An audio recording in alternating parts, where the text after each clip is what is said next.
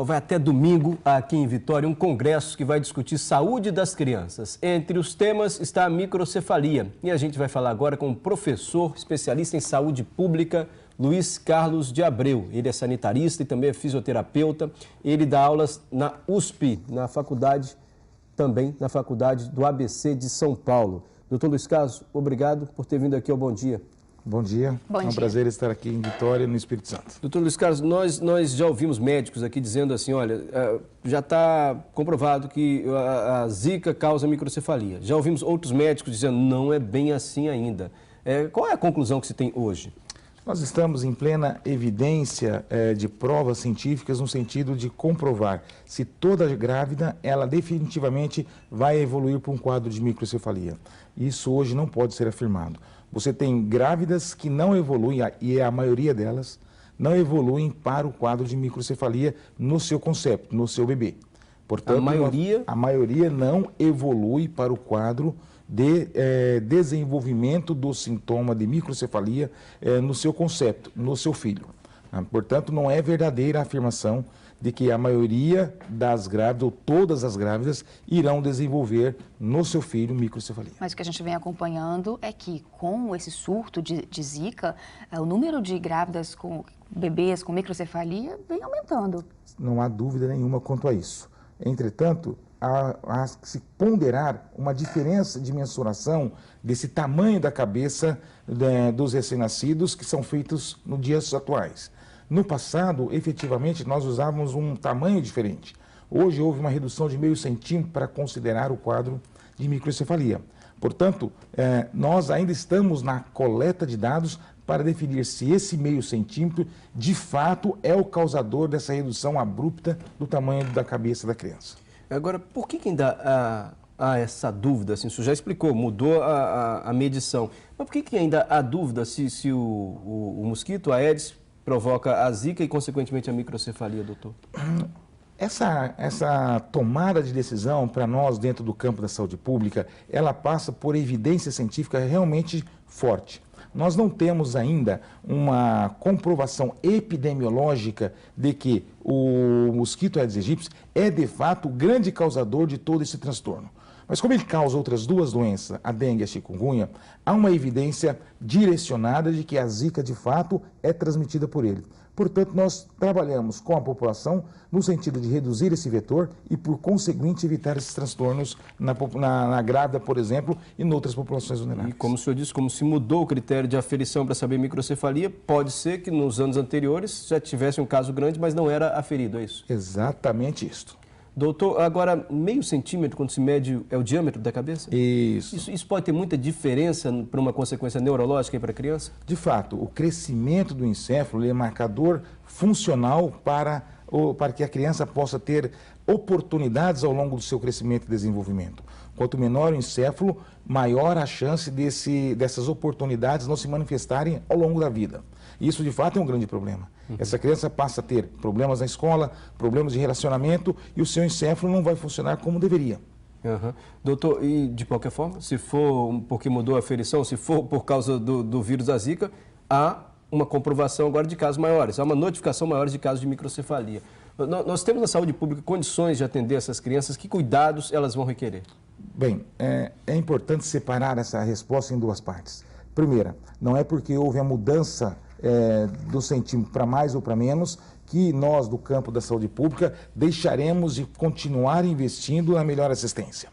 A segunda parte é que eu tenho a obrigação, enquanto sanitarista, junto com os gestores, junto com a população, junto com a sociedade organizada, de preparar melhor o cenário para a atenção e o atendimento para essas crianças que inexoravelmente desenvolveram o quadro de lesão cerebral. Que tipo de atendimento essas crianças podem precisar?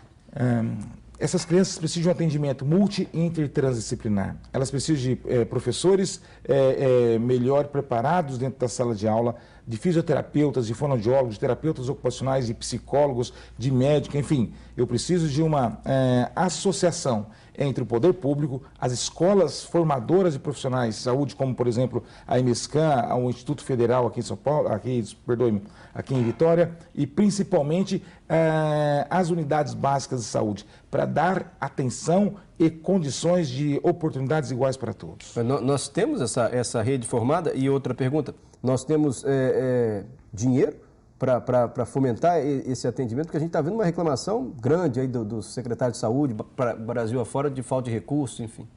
Ok, vamos começar pela segunda pergunta. Só estou fazendo pergunta compartilhada, desculpe. Perfeito, vamos responder pelo final. A questão do financiamento do Sistema Único de Saúde. O Sistema Único de Saúde é, sem dúvida nenhuma, o melhor sistema de saúde pública que nós temos como modelo no mundo. O SUS. O SUS. O SUS é bom. O SUS é espetacular. Falar que o SUS é bom é tirar dele uma qualidade que é reconhecida no mundo todo. Falta financiamento? Sim, falta financiamento por uma série de razões. Nossa economia, na última década, não ainda avançou no ponto de oferecer condições de financiamento pleno e total do SUS. Entretanto, o gestor ele é colocado nessa posição para gerir o recurso que tem. Ele tem que dar conta da demanda que ele apresenta. Então, dizer que eu não tenho recurso para não atender uma criança que teve quadro de microcefalia é, no mínimo, dizer que eu não estou em condições de exercer essa função. Quando o senhor fala que o SUS é espetacular, a gente pensa assim, todo dia a gente mostra problema na unidade de saúde, superlotação, falta de médico. Como que o senhor identifica que é espetacular e o que falta nesse nosso sistema de saúde? Essa é uma bela pergunta, né? O espetacular chama bastante atenção. Toda e qualquer cirurgia, por exemplo, de transplante de fígado no Brasil, 98% de toda a cirurgia de transplante de fígado, de transplante de coração, é paga pelo SUS, inclusive na rede privada. Doutor, por exemplo. Agora, e a gente paga muito imposto para ter saúde, para ter direito à saúde. A gente ouviu o secretário estadual de saúde essa semana, aqui anteontem, se não me engano, e o secretário diz o seguinte, ele classificou como dramática a situação da saúde pública aqui no Espírito Santo, o secretário estadual de saúde. Ele disse que, olha, o SUS tudo bem, é muito bom, mas não prevê os recursos necessários para o Estado atender a população. E aí ele citou fatores desse ano, como os casos de Zika, H1N1, que estão demandando mais. Ele disse também que muita gente saiu do plano de saúde, foi buscar atendimento público, e ele disse que o governo federal está repassando cada vez menos dinheiro para os estados e para os municípios. Então, não está tendo condição, o Estado não tem mais dinheiro para fornecer a saúde. Ok, o repasse financeiro ele é proporcional. Portanto, o governo federal continua passando o mesmo percentual de recursos que passava 10 anos atrás. Isso precisa, sem dúvida nenhuma, ter um avanço. Entretanto, os recursos eles são previsionados nos anos anteriores. Então, cada governo sabe exatamente o quanto ele vai ter que investir no sistema, por exemplo, de saúde e de investimento no Sistema Único de Saúde. O SUS ele é financiado pelo município, pelo Estado e pelo governo federal. Portanto, não basta eu apenas dizer que o governo federal não está fazendo a parte dele. Nós, no momento, estamos com um problema de arrecadação. Estamos numa crise econômica manifesta no Brasil. Entretanto, o gestor deve ter a habilidade de gerir esses recursos e fazer o Sistema Único de Saúde permanecer na qualidade que está. Para concluir essa história, sem dúvida nenhuma, o Sistema Único de Saúde ele apresenta, dentro dessas suas ilhas de excelência, condições de atender a maioria da população. Eu não posso usar a desculpa que o desemprego, a retirada da saúde suplementar, ela chama saúde suplementar. Ela, efetivamente, esses planos de saúde, eles não vão resolver o problema do Brasil. O Brasil, a saúde do Brasil é pautada no serviço público, na saúde pública. Portanto, nós temos capacidade plena de atender a população toda do Brasil, independente desta variação da saúde suplementar. Estados e municípios têm a obrigação constitucional lá. O Estado, 12%, se não me engano, do orçamento tem que ir para a saúde, município, 15%, não é isso? Tem Alguma coisa mais ou menos nesse nível. Ocorre variação, às vezes, de percentual decorrente do ICMS. E o que o senhor está dizendo é que o problema básico da saúde, então, não é exatamente falta de dinheiro? Nunca foi.